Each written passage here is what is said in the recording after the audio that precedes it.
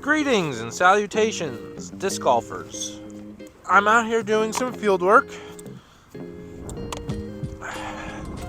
Now you can see me. It's freezing. But I'm out here doing some field work. Mike is on top of the hat. Hopefully it's coming through very nicely. I got a strong headwind, so keep that in mind. But I wanted to make a video of what I did when I was a beginner and what I wish I learned.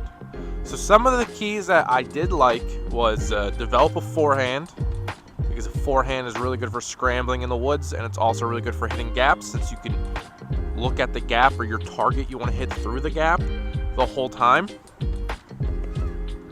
But one thing I wish I did was get my left shoulder to turn back more, so it would take more pressure off of my right shoulder. Because you get a lot of the shoulder pain after long tournaments of throwing massive forehands the whole time. But find yourself a disc that will hyzer flip on a forehand. Like I have in a first run Athena here. And like watch this thing. I'm going to throw it on a lot of hyzer and watch it flip up. See, it's flipping up and over into a headwind and then right back. That was about 300 feet, 280. It wasn't the best forehand, but it's 40 degrees out. I'm very cold. Here's a sting, and I'll be able to throw it like this and have it flip over, you know? And that was on about 50% power. So in the woods, those are very, very good shots to have, especially when you need to hit a tunnel. This is the original Supra. If you have just a tunnel shot and you just need to get down a tunnel, that was effortless. Easily get that 280, 300 feet. That was a mid-range, 5-speed. But what I wish I learned was taking a neutral putter and just snapping the wrist. See, I didn't come from Ultimate. I don't have a Frisbee background. So this wrist snap was the exact opposite of what not to do in golf. But if you can learn this nice putter shot that's mostly wrist. See, that was like 260, 270, almost no effort, right? I think those are the shots to get really good, really quickly. If you can do that, I think you'll be able to go from an 800 to a 920 rated golfer really quickly. And then we're going to work on putting, but I'll do that when I get home and it's not 45 degrees, because there's a lot to talk about putting. So, I'll catch you then.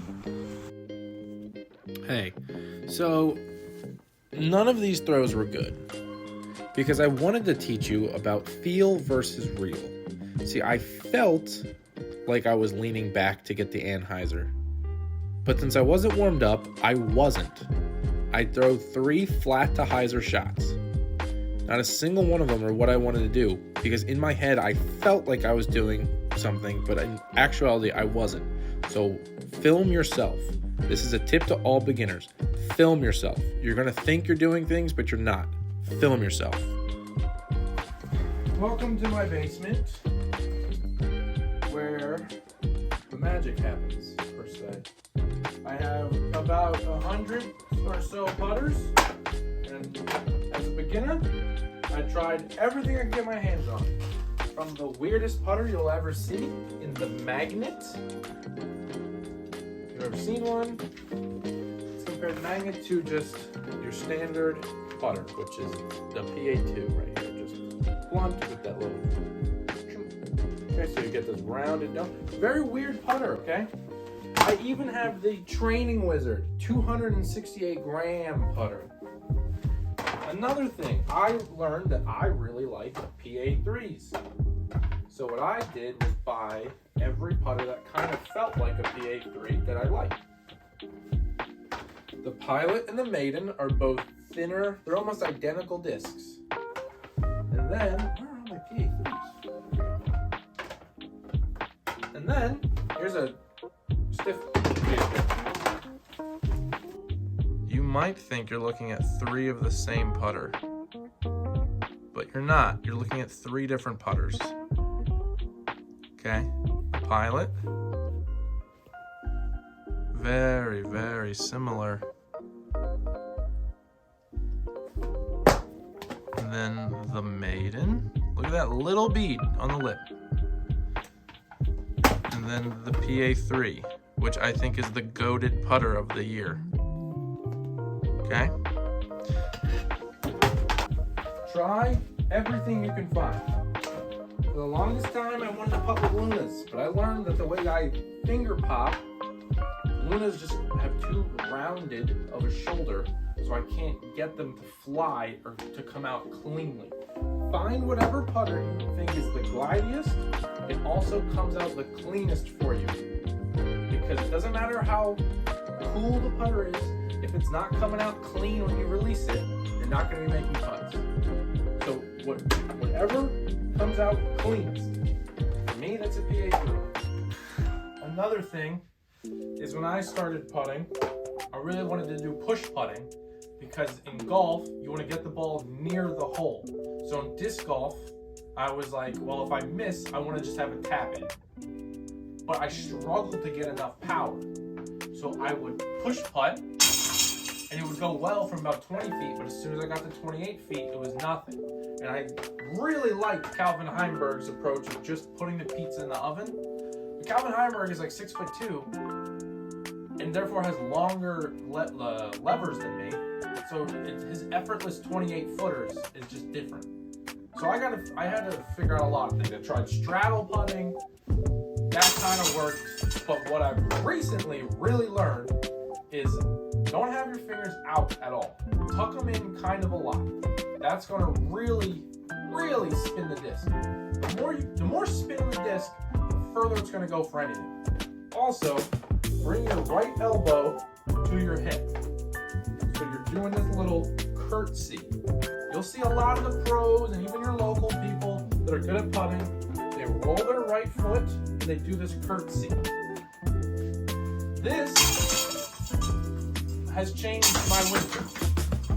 So I've been spending every single day doing this. It's effortless power, it's effortless accuracy. You just go down, and then you come up and you shake hands with the basket. I wish I knew this when I first started. If I had a mentor, that's the first thing you should drill in someone's head. I know putting is the most important thing. Of course it is. But really drilling in this clean stroke that has a lot of spin, it makes 25 footers, which is the bread and butter of tour, so much simpler. When you watch these pros that step up to a 25-foot tester, especially these young guys, these Isaac Robinsons, these Gannon Burrs, again, they're PA3 putters, so I like them. They're making 25 footers look like nothing, and we're over here as amateurs struggling. Just do what they do. Gannon Burr actually has a video where he's just casually tossing in 30 footers in his mom's house. They make it easy because it really is easy. You just have to figure out how to get it to be easy. And that's the hard part. And that's what I think I figured out, how to get it to be easy. So I'm just going to drill in that muscle memory for the rest of the winter. These have been my tips for a beginner. Yeah, I'm wearing a hat indoors because my hair is a mess. If you have any other tips that you think you'd like to know of when you were a beginner, let me know in the comment section down below. I'll catch you next time.